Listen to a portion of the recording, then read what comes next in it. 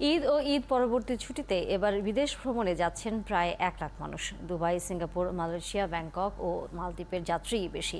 Airlines কর্তৃপক্ষ বলছে, ঈদে এবার লম্বা ছুটির কারণেই বিদেশ ভ্রমণের প্রবণতা বেড়েছে। ঈদের ছুটিতে ইউরোপের বিভিন্ন দেশে ঘুরতে যাওয়াদের সংখ্যাটাও নেহাত কম নয়। ইশতাক ইমনের রিপোর্ট। ঈদের ছুটিতে সবাই চায় প্রিয়জনের সাথে দেখা করতে, সময় কাটাতে। তাই শত ভোগান্তির পরও নারীর টানে বাড়ি ফেরে মানুষ। শুধু দেশের ভেতরেই নয়, লাখো প্রবাসী প্রিয়জনের সাথে ঈদ করতে দেশেও আসে। বিদেশে যারা সামর্থ্যবান, কাজের কারণে দেশে ফিরতে পারেন না, তারা বাবা মা ভাই বোনদের বিদেশে নিয়ে যায় ঈদে। এছাড়া সামর্থ্যবান অনেকেই ঈদের ছুটিতে পরিবার নিয়ে বিদেশেও যান। এয়ারলাইন্সের টিকিট বিক্রির অনলাইন প্ল্যাটফর্ম ওটিএ বলছে, ঈদ ও ঈদ পরবর্তী ছুটিতে এবার দেশের বাইরে যাচ্ছে প্রায় 1 লাখ মানুষ।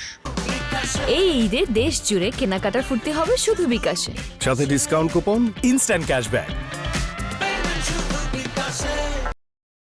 অবশ্যই গত বছরের তুলনায় এই বছর আরও পার্সেন্টেজ বেড়েছে, একটা ভালো পার্সেন্টেজ অ্যামাউন্ট বেড়েছে আমাদের, যেহেতু প্যাকেজ ভালো বিক্রি হচ্ছে। দুবাইয়ের অবস্থানটা এখন ভালো, ভিসা পাওয়ার অবস্থানটা, আমাদের বাইরে যাওয়া তো অনেকাংশেই নির্ভর করে এই বিষয়গুলোর উপরে। মালদ্বীপে যেতে পারছি, প্যাকেজ আছে। বেসরকারি এয়ারলাইন্স কর্তৃপক্ষ বলছে, ঈদের ছুটিতে বিদেশ যাওয়ার প্রবণতা নতুন নয়, তবে এবার লম্বা ছুটির কারণে যাত্রী চাপ বেশি। ব্যাংককে আমাদের ডেইলি ফ্লাইট অপারেট হচ্ছে এবং সাথে সাথে আমাদের মালদ্বীপে উইকলি আমরা 5-6টা ফ্লাইট অপারেট করছি।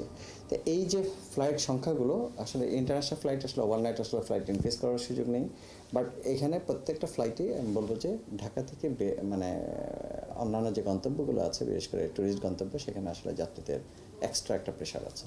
বাংলাদেশ বিমানের ব্যবস্থাপনা পরিচালক বলেন, যাত্রীচাপ সামলাতে প্রস্তুতি আছে বিমানের। প্রয়োজনে ঈদের ছুটিতেও কাজ করবেন বিমানের কর্মকর্তা কর্মচারীরা। এখানে ঈদের দিন বা রাত বলে কোনো কথা নেই, আপনার 24 ঘন্টায় কিন্তু বিমানের কর্মীরা শিফটে কাজ করে যাচ্ছেন। কারণ আপনার ঈদের দিনও আমাদের কিন্তু একদম নর্মাল যে ফ্লাইট সেটা অপারেট করছে। সুতরাং ঈদের দিন তাদের কোনো ছুটি এটা ভোগ করার সুযোগ নেই। ট্রাভেল এজেন্সিগুলো বলছে, সময়ের সাথে দেশে ধনাঢ্য মানুষের সংখ্যা বাড়ছে, তাই বিদেশ ভ্রমণের চাহিদাও বেড়েছে। ইশতিয়াক ইমন, ৭১, ঢাকা।